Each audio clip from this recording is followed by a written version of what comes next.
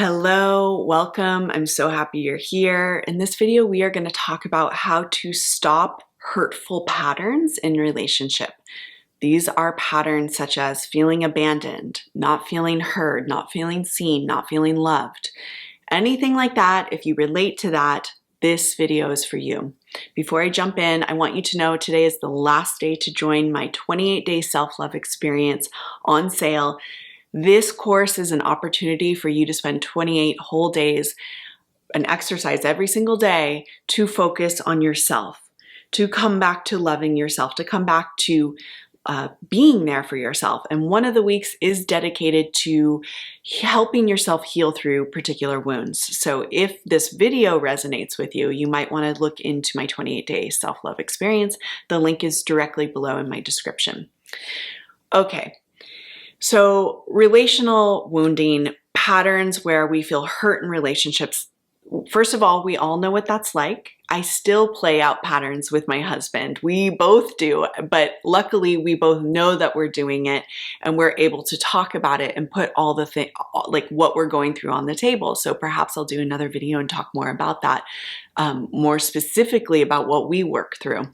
But we all have imprinted patterns that come from our childhood, where essentially we were hurt in our early childhood, probably by our parents or other people who were near and close to us. And it created a belief system about what's going to happen in relationships. And so when we become adults, we have this unconscious belief system that we are going to be hurt in particular ways.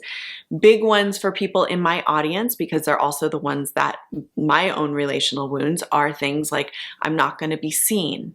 I'm not going to be heard. I feel abandoned. I feel left. I feel betrayed. Things like this. So if you have a pattern of experiencing those things in relationship, first of all, I want to empathize and tell you, yes, it's really hard to feel those things. Number two, what we often do when we're hurt in that way is we try to get the other person to make it better. And this is often why we frantically try to manifest a specific person, because we really don't want to feel abandoned anymore. And if that person just wanted us, then maybe we wouldn't feel abandoned. I understand the desire for the other person to make that hurt go away. That is very common. It's really normal. But here's the thing.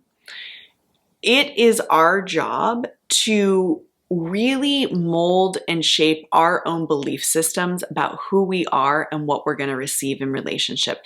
And if we don't start tending to the wounds ourselves, we can't expect other people to tend to the wounds. Also, when we start tending to our own wounds, what we find is other people are more likely to tend to them as well. So let me share what I mean by this.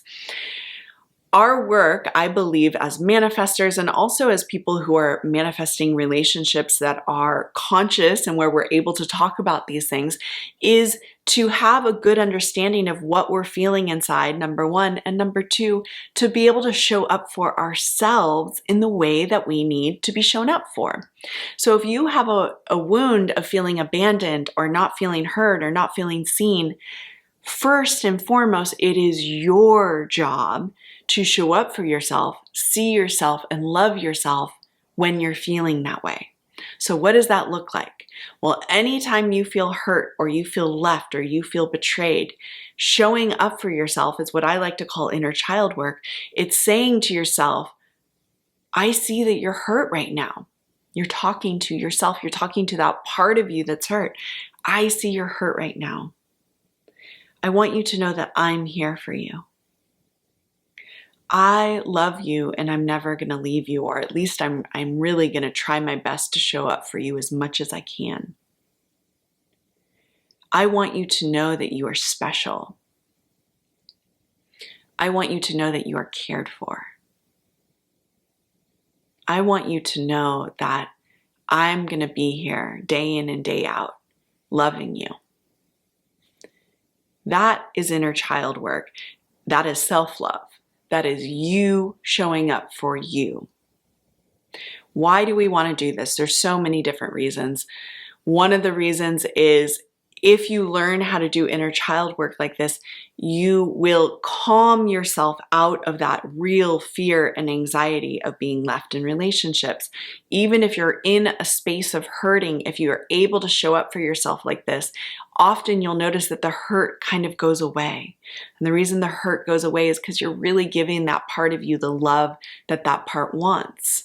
Number two, what also happens, and I already mentioned this, when we start showing up for ourselves in this way, loving ourselves, caring for ourselves, what happens is we're more likely to manifest a partner or a version of our partner that's able to do the same thing. Why is that? Because we are manifesting what we are. And if you're constantly flared in trauma and feeling like you're going to be abandoned all the time, what's going to happen is you're going to manifest an experience with another person where you constantly feel that way. Whereas if you're able to calm yourself out of that, to help yourself believe that you will be shown up for, you're more likely to manifest an experience that matches that inner experience I'm shown up for. So we really want to do this aspect of self-love work. In particular, when you're hurting, in particular in heartbreak, it's amazing to learn how to show up for yourself in this way. If you want to learn more about this, I dive into it deeply in my 28-day self-love experience. Today is the last day to get it on sale. The link in my description has all the details, and I'll see you in there. Bye.